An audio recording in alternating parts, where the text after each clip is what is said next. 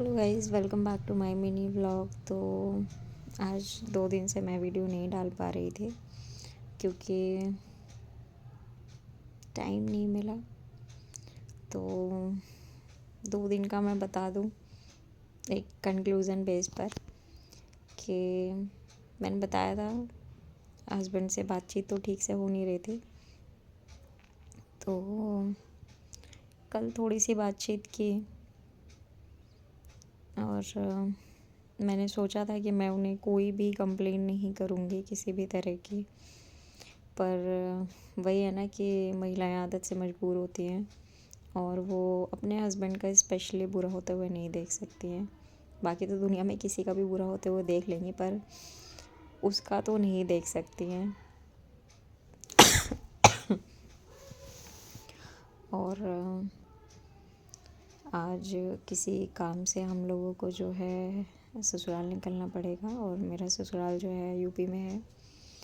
तो आज हम जा रहे हैं। वही है कि काम तो उनका है पर मैं बिगाड़ नहीं सकती। मन तो नहीं है पर फिर भी करना पड़ेगा क्योंकि वो कहते हैं ना, हम जिससे प्यार करते हैं उसके लिए बहुत कुछ करना पड़ता है।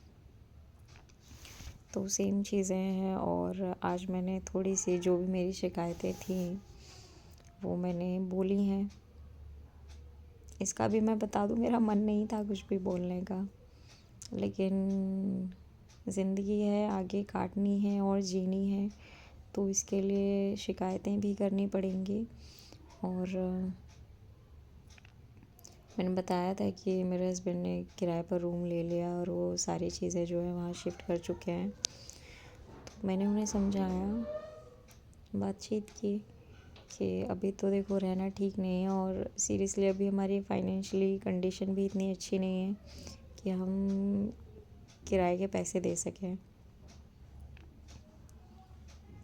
तो फ़िलहाल मैं अपनी मम्मी के घर पर ही हूँ और जो लड़कियाँ शादी के बाद अपने मायके में रहती हैं, लोग उन्हें किस नज़रों से देखते हैं वो तो सभी को पता है, इवन उसके हस्बैंड को भी, कि पता नहीं कैसी शादी की है लड़की की कि ना रहने के लिए घर है ना खाने पीने को है, जो मायके में ही रह रही है।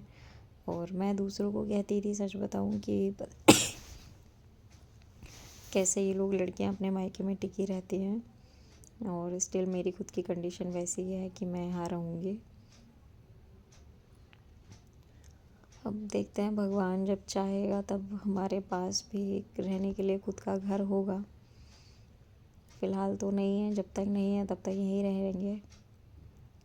तो भगवान ने चाहा तो कभी ना कभी तो हमारी खैर ये बात सुनेगा ही।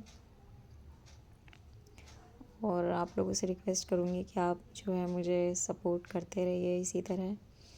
और मेरे कहने का ना, सारी चीज़ें मैं इसलिए यहाँ आकर बोलती हूँ क्योंकि देखिए, हम अपने माँ बाप को तो बता नहीं सकते चीज़ें, और मुझे इतना पता है कि मेरे पेरेंट्स यूट्यूब पर है नहीं, तो जब वो यहाँ पर है नहीं तो चीज़ों को सुनेंगे भी नहीं। और कल को बाई चांस कोई बात हो जाती है तो एटलीस्ट ये तो होगा कि ये तो लड़की हमेशा हंसती रहती थी, कभी हमने देखा ही नहीं कि ये दुखी है, तो अचानक से इसे क्या हो गया। तो बस कुछ इसी तरह की चीज़ों के लिए मैं यहाँ पर आती हूँ और अपना दुख रोना रो लेती हूँ। इसके अलावा और कोई ऑप्शन भी नहीं है। तो मिलते हैं फिर कल अगले वीडियो में। तो तब तक के लिए बाय। और आप लोग जो है मुझे इसी तरह अपना प्यार दिखाते रहिए। मैंने जब शुरुआत की थी तब सिर्फ 1 सब्सक्राइबर था, स्टिल जो है 200 सब्सक्राइबर हो चुके हैं। तो 200 लोगों को जोड़ कर रखना बहुत मुश्किल है।